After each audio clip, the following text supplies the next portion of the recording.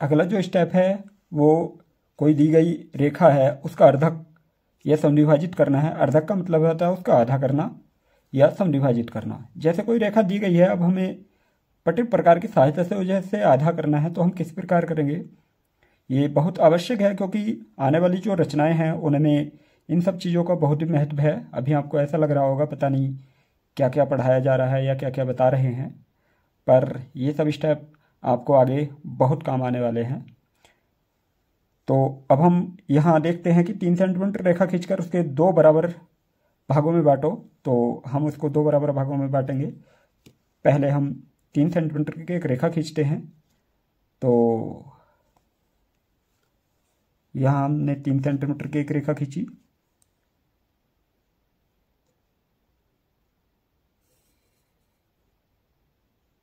तीन सेंटीमीटर की एक रेखा खींचने के बाद हम यहाँ इनका नाम लिखेंगे, बिंदु ए और बिंदु बी। अब यहाँ ध्यान से समझेंगे।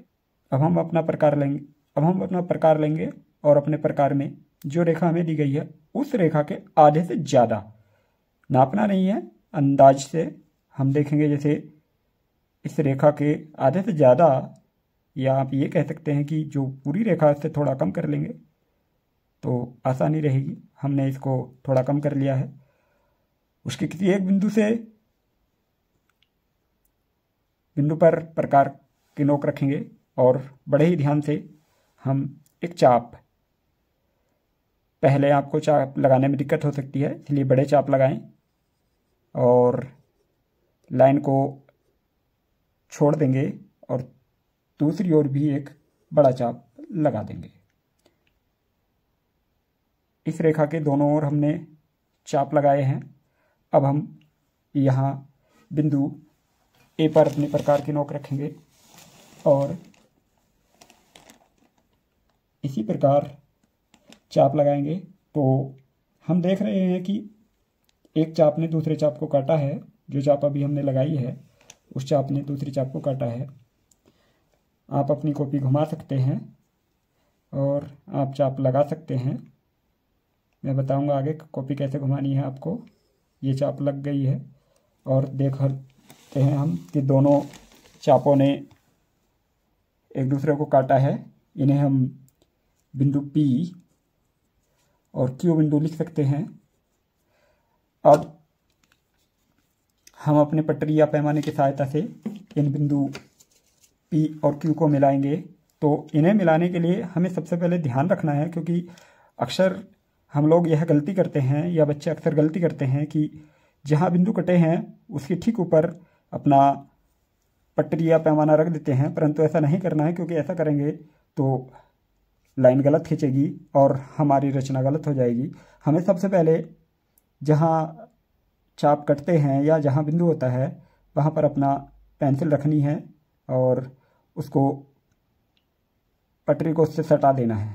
फिर पुनः जो दूसरा बिंदु है वहाँ भी पेंसिल रखनी है और फिर पटरी को सटा देना है।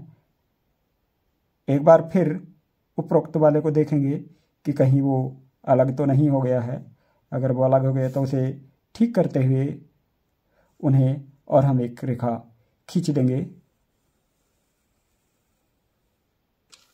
इस प्रकार एक रेखा खींच गई है और जहाँ एक दूसरे को काटते हैं वहीं से खींची हुई है और इस बिंदु को हम O लिख सकते हैं। अब हम इसे माप कर देखते हैं कि क्या ये वास्तव में अर्धक हुई है। क्या इधर 1.5 cm, क्या इधर 1.5 cm और इधर भी 1.5 cm है। चलो हम अपने पैमाने से देखते हैं। तो जैसा आप चित्र में देख पा रहे हैं कि जो रचना हमने बनाई थी वह ठीक 1.5 cm इधर और 1.5 cm इधर दिखा रहा है। तो अब हम अगली रचनाओं की तरफ चलते हैं। अगला प्रश्न है 4.8 सेंटीमीटर की रेखा खींचकर उसको समद्विभाजित कीजिए। तो अब हम 4.8 सेंटीमीटर की रेखा खींचते हैं और फिर उसे समद्विभाजित करेंगे। तो 0.80 तक आ चुका है और इसका हम नाम लिखते हैं अब की बार PQ। कभी भी नाम को हम लाइन जो रेखा खींची हुई है इसमें नहीं सटाएंगे, क्योंकि वो गलत तरीका है। अगर हम ऐसा कर लेते तो हमें नहीं पता चल पाता है कि हमारी रेखा कहाँ से कहाँ तक है। जैसा मैं आपको इसका एक एग्जाम्पल देता हूँ कि कुछ बच्चे क्या गलती करते हैं कि जैसे यहाँ उसने वो बच्चे क्यू इसमें सम्मिलित कर देते हैं, तो ये पता नहीं चल पाता है कि बिंदु कहाँ तक है। इसीलिए ऐसी गलती ना करें। हमें जो भी नाम लिखने हैं वो हम कभी भी अपनी रेखाओं में मिलाकर नहीं लिखेंगे, उनसे थोड़ी दूरी बनाकर ही लिखेंगे। अब हम इसको समविभाजित करते हैं। तो समविभाजित करने के लिए हम यहाँ आधे से ज़्यादा दूरी लेंगे। तो आधे से ज़्यादा हमें नहीं पता, तो हम जो दूरी है तो वो बढ़ा लेंगे। तो मैं ये कहूँगा कि जो सारी दूरी है उससे थोड़ा कम कर लेंगे, क्योंकि आधे से ज़्यादा दूरी में ये समस्या होती है कि बच्चे आधी ही दूरी ले लेते हैं और फिर अर्धक नहीं हो पाता है, समस्याओं का सामना करना पड़ता है। तो इसलिए जो सारी दूरी है उससे थोड़ा कम कर लेंगे। जैसे अभी मैं बताता हूँ, यहाँ हमने लगभग सारी दूरी ले ली है और उसको थोड़ा सा इस तरह से हमने कम कर लिया है। थोड़ा कम कर लेंगे तो ठीक रहेगा। अब हम यहाँ चाप लगाएंगे दोनों ओर। तो इसमें एक चाप हमने ऊपर लगाई और उसी के बाद इसी चाप से दूसरी चाप हमने नीचे की तरफ लगाई। अभी मैं कह रहा था कि आप चाप लगाने के लिए अपनी कॉपी को घुमा सकते हैं। तो आप किस प्रकार घुमाएंगे ये मैं आपको बताता हूँ। तो जो कॉपी हमारी है उसको हम अपने सामने रख लेंगे। जहाँ हमें जब रचना करते हैं तो वो बिंदु हमारे ठीक सामने होने चाहिए और जहाँ हम प्रकार के नोक रखते हैं वो नीचे की ओर होना चाहिए। अब हम चाप में चाप लगाएंगे। तो जैसा आप देख रहे हैं मेरी चापें कुछ जरा बड़ा हैं, तो हमने लगाया और दूसरा इस तरीके से इसी में एक चाप लगा दी। तो हमें दूसरे हाथ का प्रयोग नहीं करना पड़ा, केवल दाएं हाथ से ही हो गया। अगर हम कॉपी नहीं घुमाते तो हमें बाएं हाथ का प्रयोग भी करना पड़ जाता है, इसलिए हम कॉपी घुमा लेते हैं। अब जहाँ इन बिंदुओं ने काटा है उन बिंदुओं को अपने पैमाने या पटरी से मिलाएंगे। मिलाने का वही तरीका है कि जहाँ उसने काटा है वहाँ अपनी पेंसिल रखेंगे और दूसरे बिंदु पर फिर पेंसिल रखेंगे। उन दोनों बिंदुओं पर पेंसिल रखने के उपरांत हम एक लाइन ड्रॉ करेंगे। लाइन ड्रॉ हो जाने पर हम ऐसे बिंदु ओ लिख सकते हैं।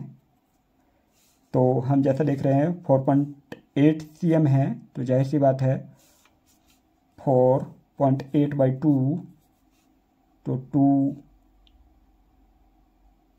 2 जा 4, 0.24 जा 8, तो 2.4 cm। वन पोर्शन होगा 2.4 cm, दूसरा भी 2.4 cm। इन्हें हम अपने पैमाने से नाप कर देखते हैं क्या ये सही हैं, 2.4 ही हैं या नहीं। जैसा हम आप लोग देख पा रहे हैं कि यह 2.4 cm है, क्योंकि 2.5 ये है और 2.4 यहाँ है, तो ये 2.4 cm है। अब हम अगले रचना की तरफ बढ़ते हैं।